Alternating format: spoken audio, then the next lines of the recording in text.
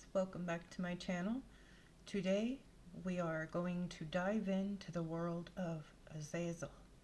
Talk a little bit about his origins in different religious texts and also about the Jinn and other spirits he may be linked to.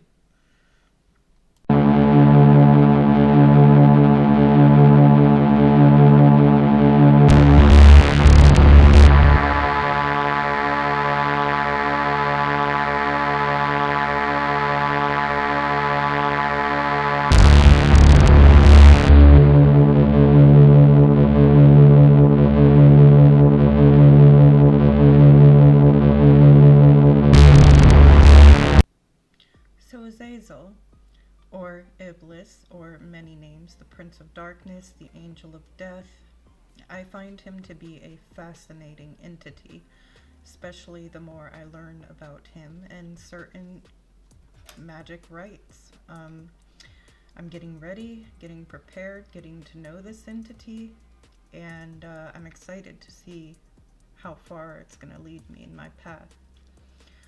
So there are many sources of info about Azazel. Some conflict with others, but for the most part, I think each source is like a piece of a bigger picture of getting to know this entity.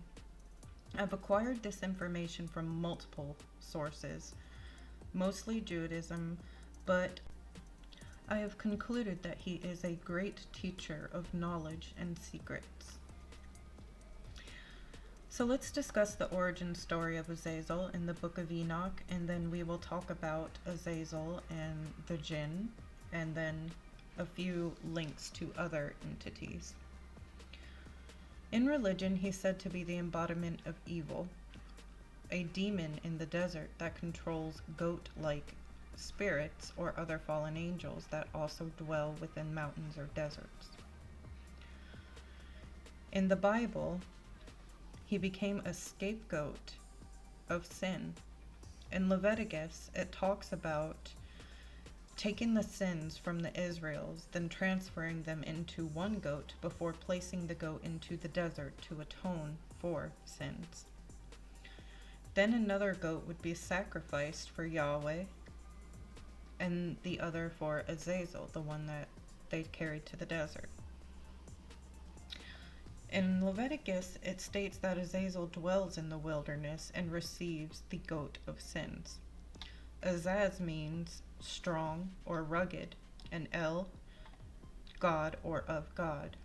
There are others that say his name means the strength of God, or it's debated.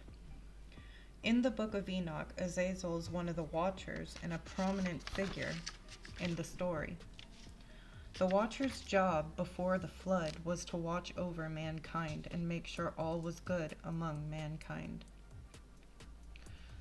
Chapter 6 of the Book of Enoch says men multiplied and had beautiful daughters, and the angels grew lustful after the women and wanted them to have their seed. This created the Nephilim, hybrids that were giants. The Watchers were said to have defiled these women, and teaching them magic, spells, plants for healing, and other secrets of the universe. The Nephilim became violent and began devouring people and then each other. Later, the Book of Enoch tells us that Azazel taught men to use metals to create swords, armors, and weapons of war. He taught them to use all the metals of the earth. The other Watchers taught astrology, weather, and other secrets of the earth and heaven. Also noted that Azazel taught women to use cosmetics, specifically eye makeup. In Enoch 1:9-6, it says, "Thou seest what Azazel hath done, who hath taught all unrighteousness on earth, and revealed the eternal secrets which were preserved in heaven." Michael, Ariel, Raphael, and Gabriel came to the Watchers. They seen what they had done on the earth. In Enoch 10:1-9, it states, "Bind Azazel hand and foot, and cast him into the darkness, and make an opening in the desert. Cast him in, place him upon jagged rocks, and cover him in darkness. Let him abide there forever. Cover his face so that he may not see light. I think that's kind of cruel, in my opinion, but in Enoch, Azazel is described as the serpent in Eden as well. He was depicted as a reptile with wings, arms, and legs. My personal thoughts on this was relation to not only Samael or Samael, however you pronounce it, but also the Anunnaki. Azazel's mentioned kissing the cheek of a pagan messiah in the relief story of the Apocalypse of Abraham. This could be a symbolic reference to Judas and the kiss in that story when he betrayed Jesus. And does this mean that they were referring to Jesus as a pagan messiah or a pagan? It states in Jewish text prophecy that many will follow Azazel, symbolically or suggesting pagans are associated with Azazel, or rather he is the symbol of the goat in paganism, or a symbol for paganism. He is associated with the Jinn in Islamic faith. In prophecies, it is believed Azazel was a hybrid of Jinn and angel. Other scholars suggest Azazel lost his position in heaven after refusing to bow to mankind when God created man, linking Lucifer possibly to Azazel, depending on the debates between the scholars. Others say he was originally a Jinn and earned God's favor, or he was sent to earth to destroy the Jinn by the command of God, and God made him an angel. In the story of the companion of a prophet, it is suggested that all angels were Jinn. The companion's name was Ubayan Kab. He says the Jinn descended to earth and became interested in women, leading to sexual deviancy, wine drinking, and murder, bloodshed. Muslim philosophers in the 8th century Iraq, in the Brethren of Purity, or the Serenity, states Azazel was a Jinn from earth and captured by angels, then brought to God and made him an angel. But his refusal to bow to Adam caused him to fall. Iblis is another name for Azazel. He was spawned by smokeless fire. So, more research on the Watchers, or also called the Grigori. They were angels that watched over the mankind in the Book of Enoch and later fell. The leader of the Watchers, Shemyaza, noted that there were 200 of them who descended onto earth to take the women as wives. Now we will move on to my research with these entities, Azazel, the Jinn, and what I found in the Quran and Babylonian stories. So I came across two other angels of note, Harut and Marut, the angels that teach black magic to man with God's permission. Stories from the Quran when they came to Babylon, they were sent to control the Jinn and could teach anyone magic, but the price was it was a test from God to see if humans would choose magic or him. Some say this was an origin of magic. However, they gave Solomon his power to control the Jinn and to use black magic. Azazel, or Iblis, has turned my attention to the Jinn as well after alchemy. I feel like Harut and Marut descended with the Watchers and could possibly be part of the Grigori. Not that I could really find much on that, but I have a hunch or a feeling through my research.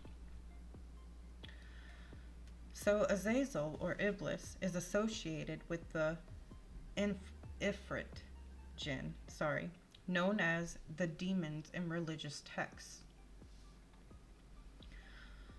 They are the most powerful and highest rank in the Jinn race. It is said that the Jinn are created from a smokeless fire like Azazel, and they're more like an energy or an essence. So that gives them the ability to go through material objects since they see themselves are not of the material world. They can use this to travel at the speed of light and take on any form, and they can go through any material object. The Jinn even have the ability to transform matter into energy, then move the energy, and finally materialize it back into matter. With this information, it's easy to see why Azazel has nudged me toward alchemy now. They can tell you where hidden things are, or take and replace objects, or tell you the past, present, or future events. They can see us from their world, but they decide when we can see them. Some are not evil and others are, apparently. There are many types of Jinn. In my research, I've concluded that they remind me of the word daemon, or the spirits that dwell in a plane between ours and heaven. But not all Jinn are considered demons or angels as well. Other sources say that the deities in different pantheons throughout history and time were Jinn and looked at as gods because of their powers. In the story of Solomon, the Jinn were nature deities and responsible for pagan beliefs and worship. Not every Jinn are categorized in a certain group. There are many of them. The Jinn are not one category of supernatural beings, but they take many forms. Most of them are associated with the desert when we are talking about the relation with Azazel. So other entities that Azazel can be associated with is Baphomet, Samuel or Samael, which is known to be the left hand of God and also depicted with reptile-like arms, which I will be doing stuff with about Samael soon. Also associated as, or called, the Angel of Death, the Jinn, the Grigori. I have more, but I'm going to be doing other parts of my research and then my actual practice with Azazel. So we're going to get further on this, we're going to get deeper, and I haven't decided yet if I'm going to record the ritual or not, but wish me luck and I hope you enjoyed this or learned something. Much love.